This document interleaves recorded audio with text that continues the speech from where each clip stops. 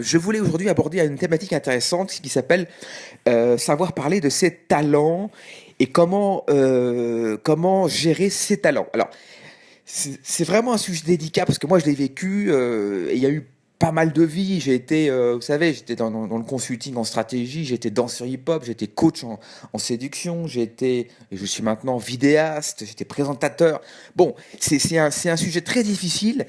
Aujourd'hui, on parle beaucoup de ce qu'on appelle le slasher, le slashing, c'est-à-dire c'est quelqu'un qui conjugue, qui combine plusieurs activités. Alors la presse veut vous dire que c'est quelque chose qui est de plus en plus normal.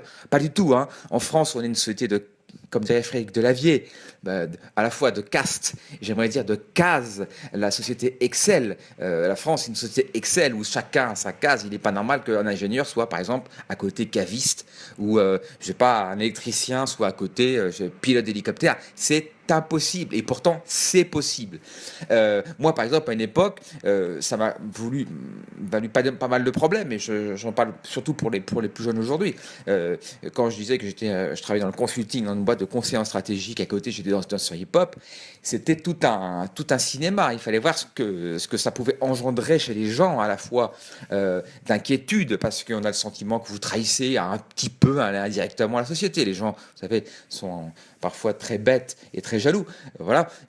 Non, sans compter également que ça me rapportait de l'argent. Donc en plus, ça rapportait de la jalousie. Voilà. Alors aujourd'hui, je vais vous dire une technique par rapport à cet univers donc du talent, des talents, si vous avez des talents. Par exemple, moi j'ai connu un jour quelqu'un, et puis même récemment, j'ai vu quelqu'un qui faisait une grave erreur, qui avait une carte de visite, par exemple, et qui étalait un peu comme de la confiture sur sa carte de visite plusieurs talents. Donc, je sais pas, conférencier, chef d'orchestre, que tu veux, tu vois. Bon, alors, ça, c'est une grave erreur. Surtout lorsque vous avez plusieurs activités, surtout ayez plusieurs cartes de visite. Mettez chacun une carte de visite, je sais pas, danseur, l'autre, je sais pas, consultant, graphiste, développeur, ce que vous voulez. Mais ne mettez jamais sur une carte de visite un amalgame de talents. Ça, c'est quelque chose qui n'est pas admissible en France. Les gens ne supportent pas ça. Les gens se disent, si vous faites plusieurs choses en même temps, c'est que vous êtes moyen partout. Oui, les raccourcis ont la vie dure. Malheureusement, les gens ont besoin, en tout cas en France, les gens ont besoin de vous identifier sur un seul métier et un seul, et c'est tout. Donc, moi, par exemple, je suis dans le domaine de l'audiovisuel, je suis présentateur, mais je suis surtout aujourd'hui vidéaste, donc caméraman, technicien. Si je mets sur une carte de visite, par exemple, présentateur, caméraman et technicien, il y a mal donne. Il y aura un problème, ça va pas aller. Donc, j'ai divisé mes activités selon ces trois métiers. Donc, j'ai une carte de visite vidéaste, caméraman, monteur, et à côté, j'ai une carte présentateur. Si vous faites ça, si vous vous amusez à provoquer les gens en France, à mettre plusieurs talents sur votre carte de visite, les gens, ça va les. D'une part, ils vont se dire ce mec n'est pas bon dans un domaine, il est moyen partout. Et surtout, alors ça, c'est la chose la plus importante, surtout, vous allez renvoyer à l'autre ce qu'il n'est pas capable de faire. Et on touche à la jalousie. Les gens sont très jaloux. Ils vont se dire, je n'ai pas les talents qu'a ce mec, donc d'une manière ou d'une autre, je vais le nuire. Soit je vais le casser, soit je vais l'emmerder. Je ne vous parle pas si en plus vous êtes dans une entreprise, un CDI, une entreprise, et que vous commencez à dire à côté votre vie privée, que vous avez par exemple 2 sites e-commerce super bien faits et que vous gagnez de la thune à côté, pour vous, c'est le début de la fin. Donc vraiment, par rapport à la gestion des talents, euh, techniquement, ayez toujours plusieurs cartes de visite séparées, individuelles, par talent, et vous les donnez à la carte à façon selon les besoins. Et si vous êtes installé dans une société entreprise type CDD, CDI en place, n'ayez qu'une seule vie, officielle. Si vous avez d'autres talents, n'en parlez pas. N'en parlez jamais. C'est une source à emmerde. Les gens sont jaloux.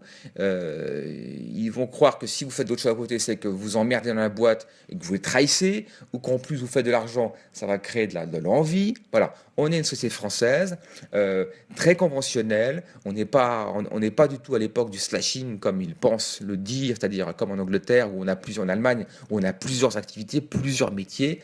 Aujourd'hui, c'est pas le cas. Voilà, on est en France, la société Excel, la société de case, on est comptable, on finit comptable. On est ingénieur, on finit ingénieur. On est boulanger, on finit boulanger. Voilà. Malheureusement, c'est ça. Ce qui est faux parce que moi j'ai vu et j'ai prouvé que je pouvais faire plusieurs activités, mais il faut le gérer intelligemment. Ne provoquez pas le système est plus fort que vous. Il y a un mode d'emploi. Si vous voulez le provoquer, bah, montrez que sur une carte visible vous avez plein de talents, vous allez vous faire casser. Donc voilà, jouez avec le système, il est comme ça en France, il a ses qualités, ses défauts. C'est pas qu'il est bien ou pas bien, c'est ainsi. Voilà. Donc jouez avec lui, maîtrisez-le et les choses se passeront normalement. Voilà, c'était une petite pastille sur comment vivre avec des talents, surtout pour les plus jeunes, parce que les plus jeunes, ça, je pense qu'ils ne le savent pas encore. Et malheureusement, en France, on n'a pas le petit guide du français pour connaître toutes les ruses, les techniques pour s'affirmer dans la société et des choses qui n'existent pas. Et ça pourrait être une très bonne idée de faire un jour un petit guide, je sais pas, le hacking social, quoi, donner des ficelles, des ruses, des techniques, parce on les apprend avec la vie. Mais voilà, donc moi, voilà, je vous parle de ce que j'ai vécu, de toutes ces activités que j'ai pu combiner et qui m'ont valu beaucoup de problèmes parce que j'ai pas su en parler de la bonne manière en respectant les règles du système et les règles de la société française. Voilà, c'était Rémi sur les talents et je vous dis à bientôt pour une autre intervention. Au revoir.